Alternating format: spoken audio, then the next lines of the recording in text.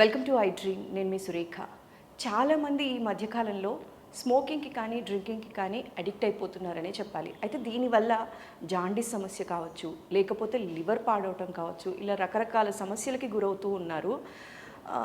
అసలు దీని గురించి మాట్లాడాలి అనుకుంటున్నా. ఈ మధ్యకాలంలో ఒక ప్రముఖ సెలబ్రిటీ కూడా హార్ట్ అటాక్తో చనిపోయారు అని కొందరు అంటున్నారు, జాండీస్తో చనిపోయారని ఇంకొందరు అంటూ ఉన్నారు. కారణాలు ఏవైనా అయి ఉండొచ్చు. జాండీస్తో ప్రాణాలు పోగొట్టుకుంటున్న వాళ్ళు కూడా ఉన్నారు. అయితే దీని గురించి మాట్లాడటానికి ఇవాళ మనతో పాటు ఉన్నారు ప్రముఖ డాక్టర్ వెల్లంకి జానకి గారు. వారితో మాట్లాడదాం. నమస్కారం మేడం. నమస్తే అమ్మా. మేడం, ఈ మధ్య రీసెంట్గా చూసినట్లయితే ఒక ప్రముఖ డైరెక్టర్ చనిపోవడం జరిగిందండి. ప్రముఖ వ్యక్తి మన తెలుగు ఇండస్ట్రీ కోల్పోయారు. అయితే రీజన్స్ ఏవైనా అయి ఉండొచ్చు, కానీ జాండీస్ వల్ల చనిపోయారు అని అంటూ ఉన్నారు. అసలు ఈ జాండీస్కి కారణాలు ఏంటి, ఎలా గుర్తించాలి? ఇగ్నోర్ చేయటం వల్ల ప్రాణాపాయం కూడా ఉందంటారా? తప్పకుండా చాలా మనం కొంచెం దీని గురించి తెలుసుకుందామమ్మా. జాండీస్ అంటే అసలు ఏంటి? ఇప్పుడు స్కిన్ కానీ ఐస్ కానీ లోపల మౌత్లో లోపల భాగం కానీ ఎల్లోగా మారిపోతుంది. దాన్నే కదా జాండీస్ అంటారు. మనందరికీ కూడా కామన్గా తెలిసిన విషయం ఈ విషయం. ఎందుకు వస్తుంది ఇది? ఆర్బీసీ అని ఉంటాయి కదా మనకందరికీ. ఇప్పుడు రెడ్ బ్లడ్ సెల్స్ ఉంటాయి. వాటికి కాలం 120 రోజులు ఉంటుంది వాళ్ళ దాని లైఫ్ స్పాన్. అది చనిపోయినప్పుడు బిలిరుబిన్ అనేది బయటకు వస్తుంది. ఈ సీరం బిలిరుబిన్ ఎక్కువ అవడం వల్ల, ఇది ఎల్లో పిగ్మెంట్ వల్ల వీటిలన్నిటి చోట డిస్కలరేషన్ వస్తుంది. దీని 2 రకాలు, కాంజుగేటెడ్, అన్కాంజుగేటెడ్. కాంజుగేటెడ్ ఎందుకు వస్తుంది అనేది కొన్ని కారణాలు ఉన్నాయి, అన్కాంజుగేటెడ్ ఎందుకు వస్తుంది అనేది కొన్ని కారణాలు ఉన్నాయి. మీరు పిల్లల్లో కూడా జాండీస్ వింటారు. దానికి అడల్ట్ జాండీస్కి కన్ఫ్యూజ్ కాకూడదు అసలు. అడల్ట్ జాండీస్ అంటే మనకు మామూలు అందరికీ జాండీస్ ఏమి ఉండదు కదా. సో యూరిన్లో ఎవరికైనా జాండీస్ ఉందా అని కొంతమంది చెక్ చేయించుకుంటుంటారు. అంటే ఎల్లోగా అయిపోయింది అన్న మరుక్షణం వాళ్ళకంతటా వాళ్ళే ఇచ్చేసుకుని ఆ టెస్ట్ పట్టుకుని వస్తారు. కానీ తెలుసుకోవాల్సింది, ప్రతి జాండీసు యూరిన్లో రాదు. కాంజుగేటెడ్ బిలిరుబిన్ మాత్రమే యూరిన్లో వస్తుంది. అన్కాంజుగేటెడ్ బిలిరుబిన్ అనేది అది వాటర్ సాల్యుబుల్ కాదు గనక, అది ఇంకా బ్లడ్లో ఉంటుంది కనుక సీరం టెస్ట్ చేయించుకోవాలి. అంటే సీరం బిలిరుబిన్, బిల్వర్డిన్, ఇలా బైల్ పిగ్మెంట్స్ ఉంటాయమ్మా. అలాగే లివర్ ఫంక్షన్ టెస్టులు చేయించుకోవాలి. అల్ట్రాసౌండ్ లివర్ చేయించుకోవాలి. వీటిల్లో ఏంటంటే లివరు ఏమైనా డ్యామేజ్ అయిందా, ఏమైంది అనేది తెలుస్తుంది అనమాట. కొంతకాలానికి దాని మీద రకరకాలైన బుడుపుల్లాగా వచ్చేసి అదంతా ఫైబ్రోజ్ అయ్యి డెస్ట్రాయ్ అయ్యి ష్రింక్ అయిపోతూ ఉంటుంది. దాన్ని సిరోసిస్ అంటారు అనమాట. ఒక్కొక్కసారి క్యాన్సర్స్ ఉంటాయి. తర్వాత దాని వెనకాల పిత్తాశయం అంటే గాల్ బ్లాడర్ ఉంటుందమ్మా. దానిలో స్టోన్స్ ఉంటాయి. చాలాసార్లు వినే ఉంటారు, గాల్ స్టోన్స్ వచ్చినాయండి నాకు అంటారు. అది ఇక్కడే ఉంటుంది, లివర్కి వెనకాల భాగంలో. అది మనకి డైజెషన్కి ఎయిడ్ చేసే ఒక ప్రక్రియ ద్వారా ఎంజైమ్స్ వచ్చేది. అది సాధారణంగా అందరికీ ఉంటుంది, కానీ కొంతమందిలో కొన్ని రకాల కారణాల వల్ల స్టోన్స్ వస్తున్నాయి. సో దానిలో ఉండొచ్చు, లేదా gall bladder just plain inflammation అవ్వచ్చు, లేదంటే ప్యాన్క్రియాటిక్ ట్యూమర్. చాలా యంగ్స్టర్స్లో కూడా ప్యాన్క్రియాటిక్ ట్యూమర్ జాండీస్లో బయటపడుతుంది. సరే, ఏం సిమ్టమ్స్ వస్తాయని అడుగుతూ ఉంటారు. అలాంటప్పుడు కొన్ని కామన్ సిమ్టమ్స్ గురించి మనం చర్చ చేద్దాం. ఏంటంటే వాళ్ళకి ఫీవర్ రావచ్చు, చిల్స్ రావచ్చు, చిన్న ఫ్లూ లాంటి జ్వరం రావచ్చు, కడుపులో నొప్పి అనేది చాలా కామన్గా చెప్తూ ఉంటారు. ఆ తర్వాత ఎల్లోగా అయిపోయిందని చెప్తుంటారు. ఆర్ రీసెంట్గా ఒక ఇంజురీ అయిందండి, ఆ ఇంజురీ తర్వాత వీడు ఎల్లోగా అయిపోయాడండి, జాండీస్ అంటారు. అంటే ఒక హెమటోమా ఎక్కడైనా ఉండి అది అబ్జార్బ్ అయితే, నేను చెప్పాను కదా ఆర్బీసీ నుంచి బయటకు వచ్చేది, ఆ వచ్చిందంతా లివర్ బాగుంటే అది క్లీన్ చేసేస్తుంది, అసలు ఎల్లో రానే రాదు. లివర్ పాడైపోతే అది బయటపడిపోతుంది. అట్లాగే ఎందుకు ఎక్కువగా డెస్ట్రాయ్ అయిపోతుందంటే హీమోలైటిక్ ఎనీమియాస్. చాలాసార్లు మనకి సికిల్ సెల్ ఎనీమియా, థాలసీమియా, ఇవన్నీ మీరు వినుంటారు కదా. అవన్నీ కొన్ని ట్రిగరింగ్ ఫ్యాక్టర్స్తో కూడా బయటపడతాయి. ముందంటా ఉండవు కానీ ఇలా బయటపడుతుంటాయి. కానీ చాలా కామన్గా ఉండే మటుకు కొన్ని మనం అలవాట్లమ్మా. మెయిన్ ఆల్కహాల్ ఎక్కువగా తీసుకుంటున్నప్పుడు మనిషికి హెపటైటిస్ అని వస్తుంది. అంటే లివర్ సెల్స్లో ఫ్యాట్ సెల్స్ అన్నీ చేరిపోవడం, వీటిలన్నిటి వల్ల ఆ ఫ్యాట్ సెల్ ఎక్కువైపోయి అది చనిపోవడం, అది ఫైబ్రోజ్ అయిపోవడం. ఒకసారి ఫైబ్రోజ్ వచ్చిన తర్వాత లివర్ ష్రింక్ అయిపోవడం, సిరోసిస్లోకి వెళ్ళిపోవడం. క్రానిక్ ఆల్కహాలిక్స్కి చాలా వరకు ఈ ప్రాబ్లమ్స్ వస్తాయి. సరే, జాండీస్ బాగా ఎక్కువైపోయింది, లివర్ ఏమో దాన్ని క్లియర్ చేయలేకపోతుంది, దాన్ని యూరిన్లో నుంచి కానీ మలంలో నుంచి కానీ బయటకు పంపించలేకపోతుంది, అదంతా బ్రెయిన్లోకి వెళ్ళిపోతుంది. హెపాటిక్ కోమాలోకి వెళ్ళిపోతారు అనమాట. So hepatic encephalopathy and coma, ఇది ఒక సిండ్రోమ్ లాగా తయారైపోతుంది. ఇది కేవలం మగవాళ్ళకే వస్తుంది లేకపోతే ఆల్కహాల్కి వస్తుందని కాదు, ఎవరికైనా రావచ్చు. హెపటైటిస్ ఏ మీరు వినుంటారు, అది చిన్నది. మీరు పానీపూరీలు ఇవన్నీ తింటుంటారు కదా, ఏదైనా కలుషితమైన వాటర్ ద్వారా కూడా రావచ్చు. అది ఏం పెద్ద ట్రబుల్సమ్ కాదు. ఒక 10-15 రోజుల్లో బయటపడుతుంది.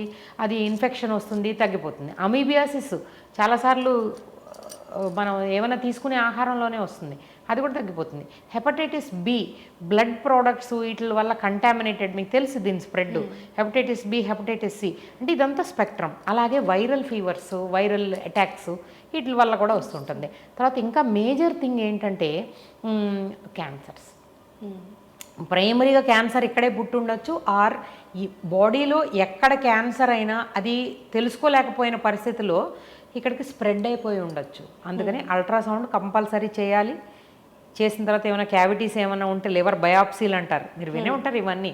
సో సిటీ స్కాన్ అని రకరకాల స్లైసింగ్లో సిటీ స్కాన్స్ చేస్తారు. తర్వాత ఈఆర్సీపీ, ఒకవేళ ప్యానిక్రియాటిక్ ట్యూమర్ ఇంకేదైనా బయటపడింది అనుకోండి, రకరకాల టెస్టులు ఉన్నాయి, దానికి పెద్ద పెద్ద స్పెషలిస్టులు ఉన్నారు, ఏదో విధంగా బయటపడుతూ ఉంటుంది. సో ఇవన్నీ ఒక క్యాన్సర్ అనే ఒక విభాగం. ఇంకో సెగ్మెంట్ ఉంది, అదేంటంటే జెనెటిక్గా కొన్ని ఎంజైమ్ డిఫెక్ట్స్ ఉంటాయి. వాళ్ళల్లో కూడా ఈ లివర్లో ఎన్నో ఎంజైమ్స్ కలయిక కదా ఇదంతా, అవి డిఫెక్టివ్ ఉంటాయి. కొంతమందికి పుట్టుకతోనే వచ్చినవి అప్పుడు బయటపడతాయి. ఓకే, కొన్ని ఎంజైమ్స్ డిఫెక్ట్స్ వల్ల కొన్ని సిండ్రోమ్స్ ఉన్నాయన్నమాట. గిల్బర్ట్ అని, క్రిగ్లర్ నాజర్ అని, రోటార్ సిండ్రోమ్స్, అవన్నీ ప్రెగ్నెన్సీలో మేము ఫస్ట్ టైం ఎన్కౌంటర్ చేస్తూ ఉంటాం. సో కాంజుగేటెడ్ ఉండొచ్చు, అన్కాంజుగేటెడ్ ఉంటారు. సరే ఇక ట్రీట్మెంట్ ఏమిటి అని అడుగుతుంటారు. డాక్టర్ గారు ఎలాగో మేము తెలుసుకున్నాం, ఈ స్కాన్లు, సిటీలు, బయాప్సీలు ఇవన్నీ అయిపోయినాయి, మాకు డయాగ్నోసిస్ ఉంది, దీన్ని ఎలా ట్రీట్ చేయాలని అడుగుతారు. చాలాసార్లు ఇది చాలా ఒక మెసేజ్ అమ్మ. జాండీసు, పసిరికలు, కామెర్లు ఇలా అని ఊర్లలో ఏం చేస్తారంటే పసరు మందులు తింటారు. అవి చాలా ప్రమాదం. ఓ, జాండీస్ కోసం తినే పసరు మందులు ప్రమాదం, చాలా ప్రమాదం. అందరికీ క్లియర్ చేస్తుందని తెలియదు. దానిలో ఆ పసరులో ఏముందో సైంటిఫిక్ కాంపోనెంట్స్ మనకు తెలియదు. మీరు కరోనా అప్పుడు కూడా విన్నారు కదా, ఏం మందులు వేస్తున్నారో ఎలా తగ్గుతుందో తెలియదు. ఏమీ చేయకపోయినా లివరే బాగుపడి కొన్నాళ్ళకి తగ్గచ్చు కదా, ఈ మందుతోనే తగ్గిందని కాదు కదా. కానీ ఈ మందులు వేసుకున్న వాళ్ళకి కిడ్నీస్ డ్యామేజ్ అయిపోయిన వాళ్ళని మేము చాలామందిని చూస్తూ ఉంటాం. మై గాడ్, ఆ మందు తిన్నాము, కిడ్నీ దెబ్బతినిపోయింది డాక్టర్ గారు, ఇప్పుడు డయాలిసిస్కి వచ్చామని చెప్తుంటారు. సో అలా ఆ ఎండ్ స్టేజ్లో చాలా పేషెంట్స్ని చూడడం వల్ల మాకు ఇలా తెలిసిందనమాట, ఇట్లా పసటికలకి, ఇట్లా కామెర్లకి మందులు ఇస్తారు అని. నాటు మందులు అవి కాదు. ఇక్కడ మెయిన్గా జాండీస్కి ఫస్ట్ కాజ్ తెలుసుకోవాలమ్మా, ట్రీట్ ద కాజ్. ఒకవేళ క్యాన్సర్ అయితే పసరికి మందులు ఇస్తే పోతుందమ్మా? పోదు కదా. సో అట్లా మీకు ముందు కాజ్ తెలిస్తే దానికి ట్రీట్మెంట్ ఇవ్వాలి. జాండీస్ దురదలు ఎక్కువగా ఉంటాయి. ఓకే, ఇలా సిరోసిస్ కానీ దేనికైనా జాండీస్లో దురద ఎక్కువగా ఉంటుంది. దురద ఎక్కువగా ఉందా, పామార్ ఎరిథెమా అంటారు, ట్రెమర్ ఉంటుంది, ఇట్లా రకరకాలు ఏమి సిమ్టమ్ బయటపడితే ఆ సిమ్టమ్కి ట్రీట్మెంట్ ఇవ్వాలి. ఇలా పెట్టగానే బ్రూయిజ్ అయిపోద్ది, మనందరికీ ఇట్లా పెడితే బాగానే ఉంది కదా, కానీ వాళ్ళకి అన్ని బ్రేక్ అయిపోతుంటాయి. ఓకే, సో ఇలా రకరకాలవి బయటపడుతూ ఉంటాయి. ఆ వచ్చిన దాన్ని తెలుసుకుని సిమ్టమ్ని ట్రీట్ చేయాలి, కాజ్ తెలుసుకోవాలి. అది మెయిన్ పార్ట్ అనమాట. ఎంత ఆల్కహాల్ తాగి ఎవరికైనా సిరోసిస్ వచ్చేస్తే ఒక పసరిక మందు వేస్తే వాడికి తగ్గిపోతుంది, వాడి కిడ్నీ డ్యామేజ్ అయిపోయి వాడు చనిపోతాడు. సో ఏం జరిగిందో ఏముందో అనేది మనకు తెలియదు, మనం కాదు కదా ట్రీటింగ్ డాక్టర్స్. బట్ మనం ఏంటంటే ఎర్లీగా గుర్తించాలి.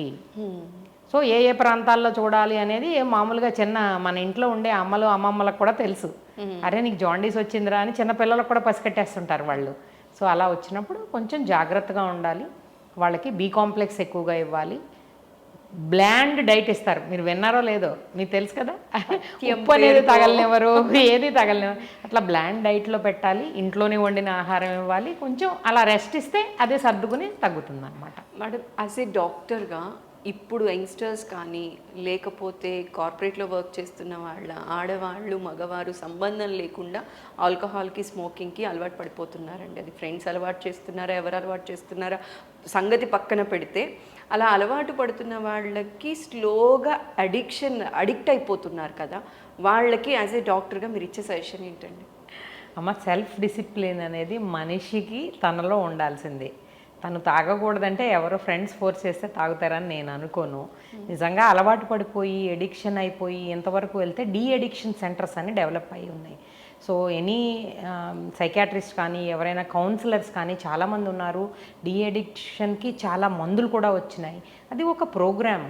వాళ్ళకంతటి వాళ్ళు మనం ఎలా అయినా ఈ అలవాటు నుంచి బయటికి రావాలి అని స్వతహాగా వాళ్ళకి వాళ్ళే ప్రయత్నించి బయటికి రావాలమ్మా. అంతే తప్ప ఎవరో తీసుకెళ్ళి ప్రయత్నం చేసినందువల్ల ఏమీ రిజల్ట్స్ రావు. అయితే ఈ స్మోకింగ్ అడిక్ట్స్ కానీ డ్రింకర్స్కి కానీ ఎక్కువ మేజర్గా ఫేస్ చేసే ప్రాబ్లమ్స్ ఏంటండి, హెల్త్ ఇష్యూస్?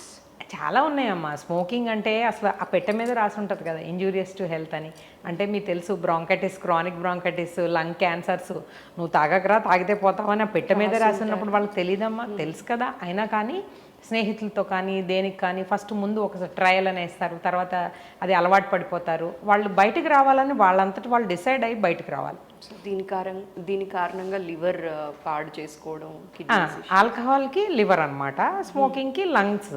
అట్లా ఈ రెండు కూడా రెండు దురలవాట్లకి దూరంగా ఉండడం మంచిదని పెద్దవాళ్ళు నేను చెప్పాల్సిన ప్రత్యేకించి కాపాడుకోవాలి అంటే వీటన్నిటికీ కంప్లీట్గా దూరంగా ఉండాలి.